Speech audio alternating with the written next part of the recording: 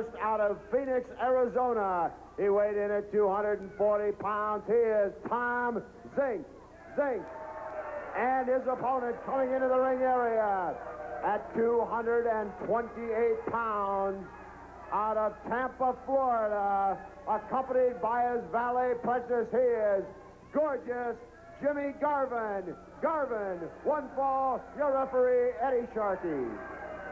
Well, Jimmy Garvin very definitely likes the way he looks. Precious, his valet, will help him out of his considerable attire. I'm Larry Nelson. With me at ringside, Nick Bockwinkel, former AWA heavyweight champion with excellent commentary. Nick, your opinion of Jimmy Garvin? Well, I guess a lot of people are probably sitting there wondering, saying, what do all the sequins and all the pomp and circumstance, so to speak, have to do with his wrestling ability? Mother Nature's provided us with a peacock that all it does is strut around and look beautiful. We don't even know if a peacock can wrestle. We do know that Jimmy Garvin can wrestle. He's got the reputation, and just because he happens to have a valet that's a gorgeous female, and he wears some really beautiful outfits, you can say what you want. Some people don't like it and don't agree, but that's Jimmy Garvin. Jimmy Garvin with a headlock on Tom Zenk. Jimmy Garvin and Tom Zenk pretty close in weight. Well, Jimmy Garvin at 228 pounds, Tom Zenk at 240. Tom Zenk is a very good, great young upcoming star. He's just been in the business, in the sport, turned professional, I think, less than a year, but has got a lot of promise, an awful lot of promise, and showing it against a very experienced man in the form of Mr. Garvin. They're going at it hammer and tong in the center of the ring, both trying for the advantage, neither able to get it. Zenk, body slam, there's an advantage for him. A lot of fire in both these gentlemen tonight. Garvin right back on his feet. Now he picks a fight with the crowd. Tom Zenk on him. He's not going to have any of that. Garvin takes Zenk down. Excellent wrestling. Went for the arm. From there, Zenk had his attention thinking of the arm, and Garvin went to a leg.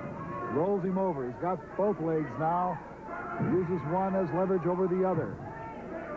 Precious absolutely loving it. Standing outside the ring applauding Jimmy Garvin. Jimmy, big smile on his face. He's very pleased with himself right now. He's got the leg hold on Tom Zenk. Now Jimmy, ooh, hello hamstring. Taking in, well, that's tougher on the knees. You're saying hamstring, but not to correct you, Larry, but the knee right now is what has taken the tremendous strain. Nick Bockwinkel, you've been in there, you know. Boy, and I can tell you, the knees, you stay in that long enough. Now, again, as you said earlier in the show, why don't they go for the leg? He's gone for the legs. And what is good about the leg over the arm or the head is simply if you don't have the mobility. Of course, Tom Zenk comes out of this with a headlock because that's what's there. He was able to get a hold of it. Tom Zenk taking it away from Jimmy Garvin, but gets introduced to the turnbuckle. Look at Garvin. This is a mean wrestler. Yes, he is. Very aggressive. A lot of people might be deceived by the sequence, but don't let them deceive you. Tom Zenk's finding out this man can wrestle. Now Garvin, rather than continuing the attack, distracted by the crowd. You're right. With that ego factor, again, as I said earlier, if you let somebody out in that crowd distract you, which he did there, he had a good advantage on Tom Zenk and should have stayed on him. But by leaving him for a second or two, and maybe that's all Zenk needed, to get a little bit of a breather. Jimmy Garvin on him, chin lock. This would be known as the camel clutch. Oh, my. And it's extremely difficult. Once you got that man on his stomach like that, of course, Zenk is a tremendously muscular man and has a lot of strength. And he's actually, this is all he is doing, is all he's able to do right now, is try to power out. If you can get him up and if you can get him a little higher and get both hands around those ankles, then he can shove him forward. It would be a form of a trip. Now, whether or not Zenk has that much knowledge, we're going to have to see. Right now, he's just using brute strength to get Garvin off his back. Literally. There. He sort of grabbed the ankles and takes it. Super. Beautiful super. Elbow, but it misses. Both these guys are very alert. They're pushing very hard. Well, they're both stunned right now. Precious urging gorgeous Jimmy Garvin, go get him, and Garvin does. Foot to the head. Big boot, right? Flat boot into the head, into the ribs. And another one.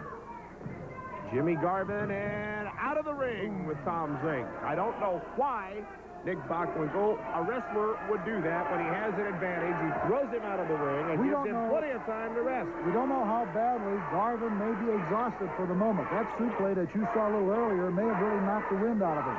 So consequently, he may be doing it on purpose because he wants a little breathing time. Tom Zenk went out, and also you can gain an advantage such as you're seeing right now. Yeah. You don't know how bad a man's going to hit the floor. Most people don't see it, but you go out of that ring, and your ribs almost always catch the edge of that apron. Knocks the wind out of you there. So as innocent looking sometimes as it may seem, it's hard when you hit that floor. There's no padding down there. Jimmy Garvin working Tom Zenk over on the ring apron now. I can't see exactly what hold he's got, but whatever it is, it sent Zenk right smack dab down to the floor, and Jimmy very pleased with Jimmy. Gorgeous Jimmy Garvin.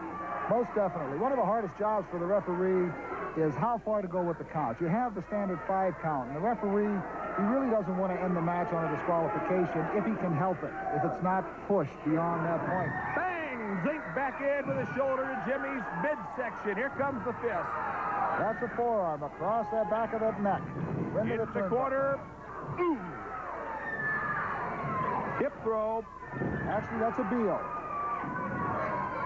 And he missed the drop kick. Missed that drop kick. If you don't zero in, as Brunzell does, that can be your weak spot. Hard knee, right to the sternum, chest bone, even to the chin if you can get it in there. And Jimmy Garvin now again with the advantage on Tom Zenk. Drops his neck, snaps it over that top rope. Well, then that meant that's where the knee went. He dropped that knee on the neck when he did the first time because he followed it up with the neck across the top rope. Ref makes him break it up. Tom Zenk was in the ropes.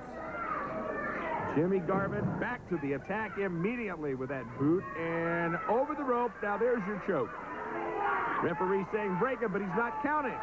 Well, he's trying to get him to break it. He can always go into the count, and basically you're supposed to tell that man to break it first.